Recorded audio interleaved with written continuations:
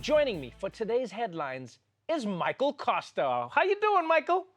The year's almost over, Trevor. Yeah, right? 2 more weeks, and I realized I got to get on my New Year's resolution now, or else I'm never going to have actually done anything. So for the next 2 weeks, I'm going vegan. And for the next 12 days, I'm going to do no cheese pizza, an Impossible Burger, and then New Year's Eve, I'm going to do spaghetti with tofu butter. Is that what they do? I don't know, but so never too late. That's my mission. I think it might be. Yeah, okay. But you know what? Good for you. I'm still going for it. Yep. You know, that's what I love about you, Michael. Thank you, Trevor. Always pushing. Good luck with that. All right, let's jump straight into today's headlines.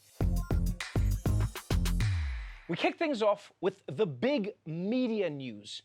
Every year since 1927, Time magazine has awarded Person of the Year to the world's most influential newsmaker. It is by far the most incredible honor that most people find out about in a dentist's office.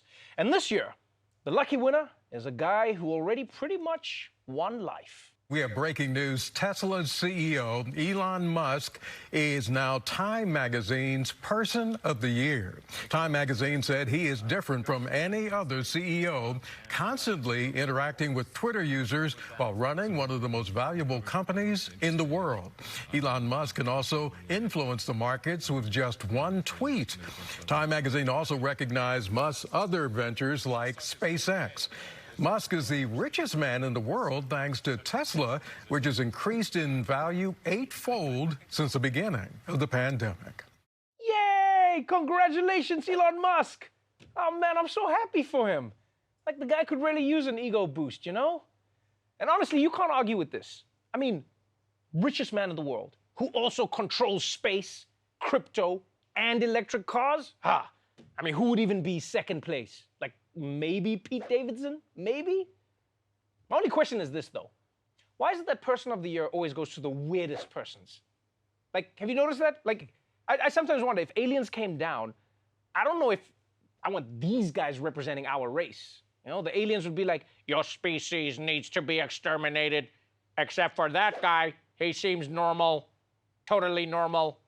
I think it's just because his name is Elon that we think he's all futuristic. You know, a lot of futuristic things: Elon, iPad, Xbox, e-cigarette, A-Rod. You know, if his name was Leon, would you buy a car from Leon, Trevor? Leon Musk? It wouldn't be the same. No, Leon Musk does not carry the same worth. Stop talking about the blockchain, Leon. You know what I mean? I hear you. So Leon feels like a kind of a deadbeat name, whereas Elon's a disruptor. So I'm not on board. So you don't think he deserves it at all? I think we're all being duped by some good naming. I feel you there. You know? Tesla, that's a good name as well. Right. If Yeah. it was called Elsa, you see? We just let it go. We let it go. I'll be here all week, folks. All right, let's move on to our next story, which is from California, America's side boob. California is one of the most anti-gun states in the country, which is a frustrating position to be in these days, especially when conservative courts are striking down any effort at gun control. But now, the governor of California has come up with a new plan to limit guns, and where he got the idea from is pretty hilarious. California Governor Gavin Newsom says he wants to use the new restrictive abortion law in Texas as a model to ban assault weapons. Newsom tweeted he wants legislation that allows Californians to sue anyone who makes, distributes, or sells the guns, as well as ghost gun kits. The governor cites Supreme Court rulings that have allowed the Texas law to remain in effect while the High Court reviews it. That's right. Gavin Newsom now wants to pull a Texas, except he's going to do it on assault weapons and ghost guns, which, if you ask me, is a pretty risky move. I mean, you're going to want those ghost guns when that giant marshmallow man shows up. I don't think that's what a ghost gun is. I think it is, Costa. I read. But yeah, the idea is that because the Supreme Court is allowing this for banning abortion, they're going to have to allow it for banning guns too. But here's the thing. The problem with this idea is that the Supreme Court can make up whatever rules they like. Like, if they want to strike down these gun laws, they'll find a way, you know? The Supreme Court is like that annoying kid that your mom made you have play dates with. Tag, I got ya. Nuh-uh, I have a vest that makes me invincible. Man, I wish the courts allowed your mom to have an abortion. You know, I'll tell you what, guys. America has gotten so divided right now. that at this point, I think maybe some states should just like secede and try and do their own thing. Like, you know, have they tried that before? Like, what's the worst that could happen? You know? Trevor, I usually try to have something funny to say, but this story is about guns, abortion, and an obscure Supreme Court ruling. So you're on your own for this one. So. Wow. I was hoping that I was going to turn it to you and you were going to like. I know. I mean, And then you just left me. if anything, I wish the state of New York allowed me the right to sue you for putting me on spot to come up with something funny for that story. But we're not there yet. Well, I mean, it's your job. Like you. Yeah. When before we started this, you said you've got my back, and now you're saying. I'm saying it's a tough story, you know, but yeah, I mean. Well, that's what we do here. We deal with tough stories, I know. Costa. Well, you do it better than me, which is why I'm sitting this one out. But at this point, it seems like I'm all in because I'm still talking somehow. I was trying to step out of it, but now I'm in. So Well, we're in this together. we're in it together. Yeah. Yeah. All right, let's move on from Costa's story that he brought into the show and talk about some big news from the world of sports involving Formula One racing, the absolute coolest way to contribute to climate change. Yesterday was the final race of the season, but how it ended is giving a lot of people road rage. Back now with a big story in Formula One racing. A new champion unseated, 7-time reigning champ Lewis Hamilton after one of the most controversial race finishes in the history of the sport. This was a walk-off home run, a buzzer beater, and a Hail Mary all wrapped into one. It was the final lap of the final race of a frantic Formula One season. It brought chaos, controversy, and a new champion. On Sunday, it looked like Hamilton had the victory and the title in hand, leading almost the whole way, with Verstappen a distant second until things got crazy. Near the end of the race, the crash forced the safety car onto the track to limit the driver's speeds. Once the race restarted on lap 58 of 58, Verstappen caught, overtook, and sped by Hamilton to win the championship in a shocking, unprecedented finish. Okay, I know right now there are a lot of people who are saying, I literally do not understand anything here. So let me try and explain what happened to you and why everyone in Britain is in a bad mood today. I mean, aside from the 600 straight days of rain. Basically what happened is you've got Lewis Hamilton, okay? He's like the LeBron James of Formula One. Like if LeBron wasn't just the best player, but also the only black player ever in the NBA. Okay, you with me? So now, Hamilton was trying to win his 8th championship. And for the entire race, he was in the lead. But then there's a big crash at the back of the race. And whenever that happens in Formula One, a safety car has to come out to make sure that while they're cleaning up all the wreckage on the track, the other cars don't run over the people who are doing the cleaning, because that's just rude. Plus, if you hit the people who are cleaning up, then you got to bring more people to clean up the people who are cleaning them up. And then it becomes like a whole thing. So the safety car comes out and drives slow. And all the race cars behind it, they have to stay behind the safety car, you know? So it's like a senior citizen doing 20 on a one-way road, you know? Which kind of sucks if you're leading, because Hamilton was in the lead, right? Because he has to slow down. Meanwhile, everyone at the back can catch up to you. Yeah, and I don't think there are any other sports where this happens. Like, you never see an NFL game where for a few minutes, the ref only lets the losing team score. Oh my God, someone's hurt real bad. All right, would you guys like to score a couple of touchdowns while we drag him off the field? Yeah? Yeah, not you. Someone's hurt. Okay, you guys want to score quick? All right, go on, guys. Yeah. And look, yes, it's kind of a crazy way to do things. All right, it is kind of crazy. But I mean, these people are also driving 200 miles an hour around a racetrack. So crazy is relative. And some people argue that it makes the sport more exciting. Every time there's a crash, the whole field comes back together and then it's a race. You know, so now, because of the safety car, everyone caught up to Hamilton, right? And then with one final lap to go, the race director, he's like the guy who chooses everything, he's like bigger than the ref. He had 2 options. 1, follow the rules and let the race end under the safety car, in which case Hamilton would have won, but with all the other cars driving like they're going through a school zone, very boring.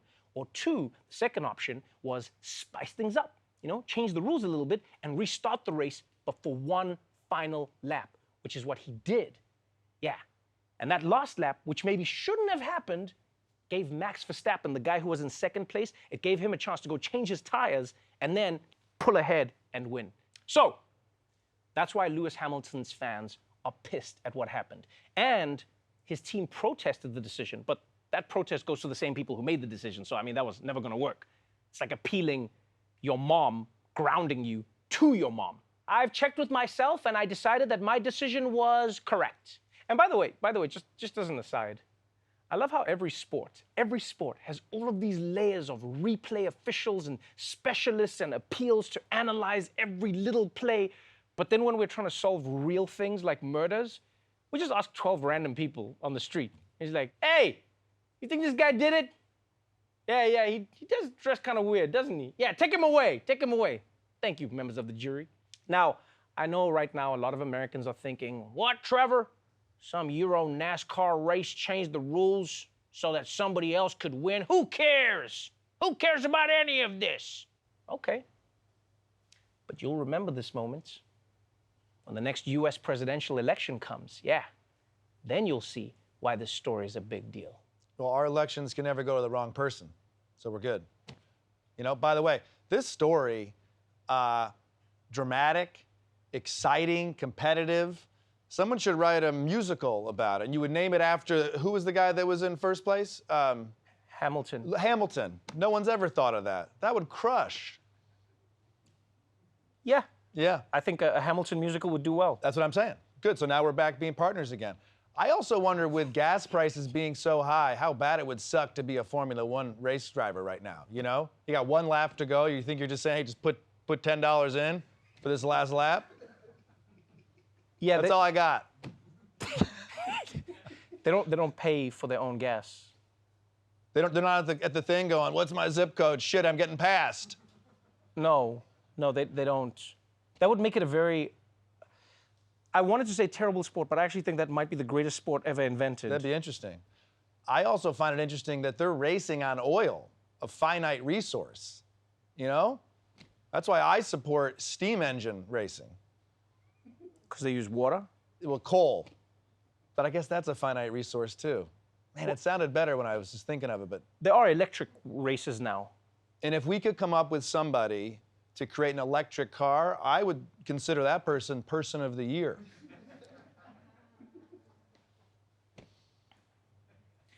All right, and finally, the hot new TV show right now is HBO's reboot of Sex and the City. More sex, more city. Over the weekend, the debut episode not only sent shockwaves through people's living rooms, it also shook up the stock market. A huge shock to fans of Sex and the City. Mr. Big, the husband of Sarah Jessica Parker's character Carrie, dies of a heart attack in the very first episode of the series reboot. He's doing a vigorous workout on a Peloton bike. Then Mr. Big, played by actor Chris Noth, heads to the shower where he suffers a fatal heart attack. The scene was such a shock, the company's stock took a nosedive Thursday, dropping 11%. A Peloton spokesperson confirmed that it gave the show permission to use Peloton equipment in that episode, but not that a character would die using it. Within 48 hours, though, Peloton came together to create a commercial showing Mr. Big alive and well. The clip has now gone viral. Peloton had also released a statement from a cardiologist saying Mr. Big's extravagant lifestyle and perhaps his family history played a role in his death. America! America! Yo, how does Peloton's real-life stock tank because of something that happened to a character in a TV show? How dumb are some people? Yo, TV isn't real. You think those dragons in Game of Thrones are real? They're CGI. The Mandalorian, it's CGI. The cost of This Is Us, it's all CGI. No real people can cry that much. Grow up, people. Here's some investing advice. You should not make knee-jerk financial decisions based on TV shows. You should do your research. You should look into the market. Then you see what Elon Musk tweets, and then you go with that. I mean, I do feel a little bad for Peloton, though, because when they gave HBO permission to put their product in the show, they didn't know someone was going to die because of it.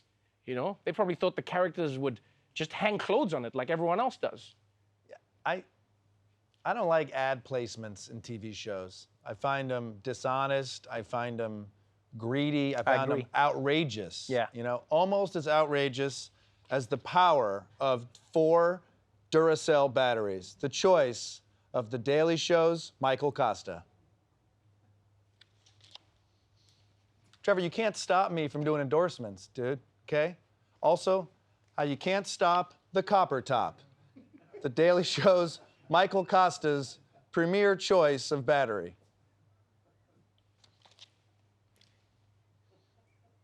Do they pay you for that? I'm doing it as a proof of concept, and I'm going to send it to their ad team. So you're giving them free ads, and they might not even pay you for them.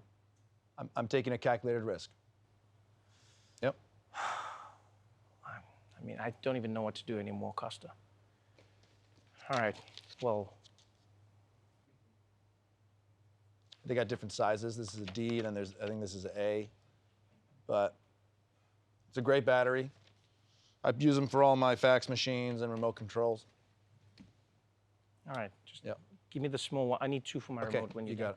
All right, well, Peloton has tried to ride this thing out. And to be honest with you, I give props to them as a company, you know, for trying to have a sense of humor and try to limit the damage by joking about it all. But I don't think that they're out of the woods yet, because based on the preview for next week's episode of Sex and the City Reboot, man, Peloton has got some more bad PR ahead of it.